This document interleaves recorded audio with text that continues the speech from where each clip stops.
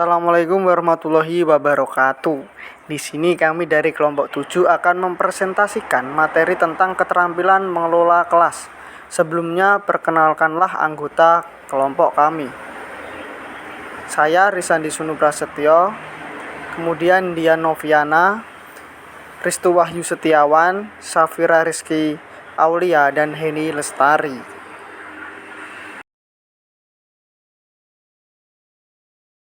Dalam Kamus Besar Bahasa Indonesia, keterampilan berasal dari kata terampil, yang artinya cakap dalam menyelesaikan sesuatu atau menyelesaikan tugas.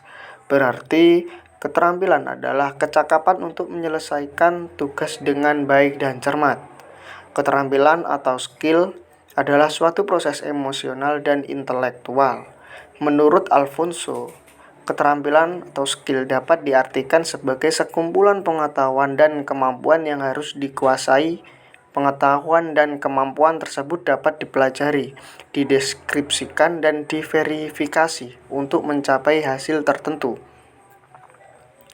Dari uraian di atas, maka dapat peneliti simpulkan bahwa keterampilan adalah suatu kemampuan atau kecakapan yang harus dimiliki dan dikuasai oleh guru dalam melakukan dan menyelesaikan kegiatan pembelajaran untuk mencapai tujuan yang diinginkan.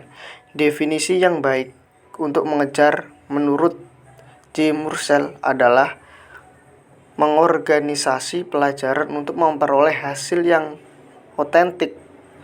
Mengajar membutuhkan keahlian dan keterampilan tertentu yang dikemas dengan profesional. Sebab aktivitas pengajaran sangatlah penting dalam mencapai tujuan pendidikan, yaitu mengubah, mengembangkan, dan mendewasakan anak didik.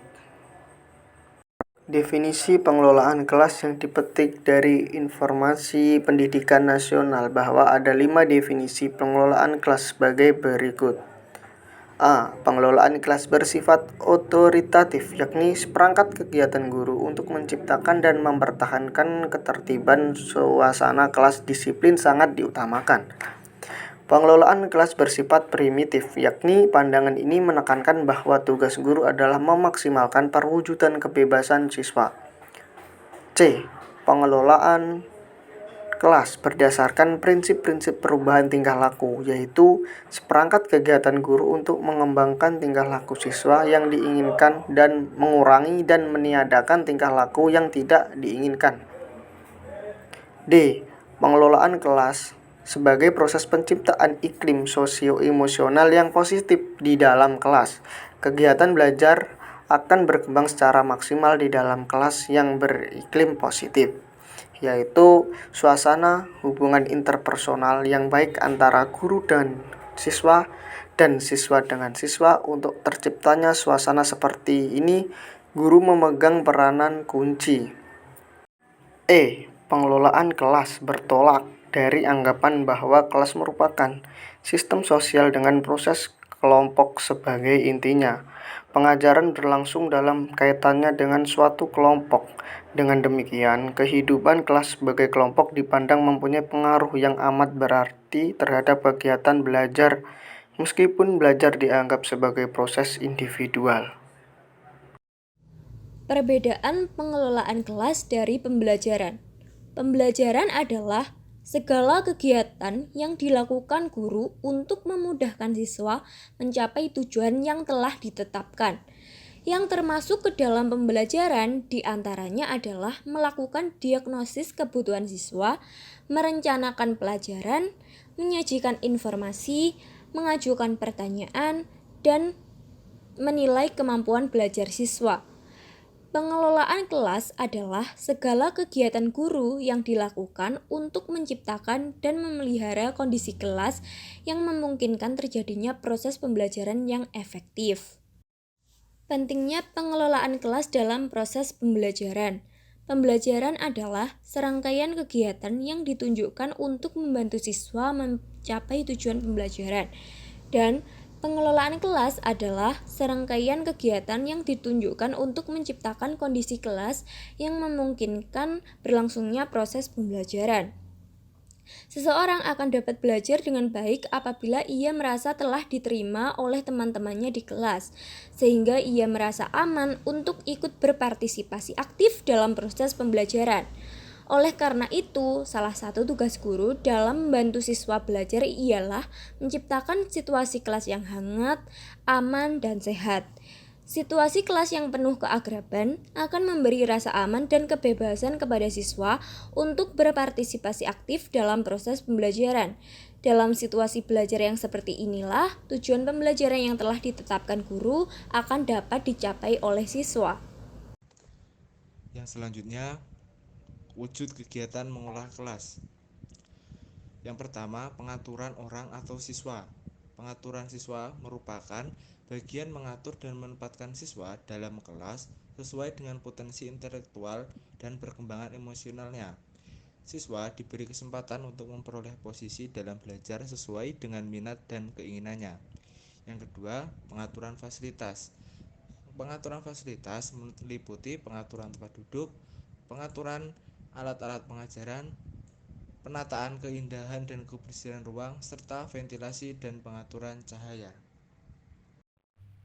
Penciptaan dan pemeliharaan yang optimal, seperti 1. Menunjukkan sikap tanggap, 2. Memberikan perhatian, 3. Memusatkan perhatian kelompok, 4. Memberikan petunjuk yang jelas, 5. Menegur siswa bila melakukan tindakan menyimpang, yang keenam atau terakhir yaitu memberikan penguatan. Pengembalian kondisi belajar yang optimal. Dalam hal ini, guru dapat menggunakan strategi 1. Guru menggunakan pendekatan pemecahan masalah kelompok dengan cara memperlancar tugas-tugas melalui kerjasama di antara siswa dan memelihara kegiatan-kegiatan kelompok. 2. Menemukan dan memecahkan tingkah laku yang menimbulkan masalah. Dalam hal ini, guru perlu memperhatikan perihal lainnya, seperti menghindari campur tangan yang berlebihan, menghentikan penjelasan tanpa alasan, ketidaktepatan memulai dan mengakhiri kegiatan, penyimpangan, dan sikap yang bertele-tele. Prinsip-prinsip keterampilan mengelola kelas. Adapun prinsip-prinsip dalam pengelolaan kelas di bawah ini akan dijelaskan antara lain. Yang pertama, kehangatan dan keantusiasan. Kehangatan dan keantusiasan guru dapat memudahkan terciptanya iklim kelas yang menyenangkan, yang merupakan salah satu syarat bagi kegiatan belajar mengajar yang optimal. Yang kedua, tantangan. Penggunaan bahan-bahan, misalnya kata-kata atau tindakan menantang, akan meningkatkan gairah belajar siswa sehingga mengurangi kemungkinan munculnya tingkah laku menyimpang. Yang ketiga, bervariasi. Penggunaan alat atau media, gaya, dan interaksi belajar mengajar yang bervariasi merupakan kunci tercapainya pengelolaan kelas yang efektif yang menghindari kejenuhan. Yang keempat, keluasan. Keluasan tingkah laku guru untuk mengubah strategi mengajarnya dan dapat mencegah kemungkinan munculnya gangguan siswa serta menciptakan iklim belajar mengajar yang efektif. Keluasan guru dapat mencegah munculnya gangguan dalam kelas seperti keributan. Yang kelima, penekanan pada hal-hal yang positif. Pada dasarnya, di dalam mengajar dan mendidik, guru harus menekankan hal-hal yang positif dan menghindari pemutusan perhatian siswa pada hal-hal yang negatif. Penekanan dapat dilakukan dengan pemberian penguatan positif dari guru kepada peserta didik untuk menghindari kesalahan yang dapat mengganggu jalannya proses pembelajaran. Yang keenam, penanaman disiplin diri. Pengembangan disiplin diri sendiri oleh siswa merupakan tujuan akhir dari pengelolaan kelas. Untuk itu, guru harus selalu mendorong siswa untuk melaksanakan disiplin diri, dan guru sendiri hendaknya menjadi contoh atau teladan tentang pengendalian diri dan pelaksanaan tanggung jawab. Sekian presentasi dari kelompok kami. Jika ada kurang lebihnya, kami mohon maaf. Wassalamualaikum warahmatullahi wabarakatuh.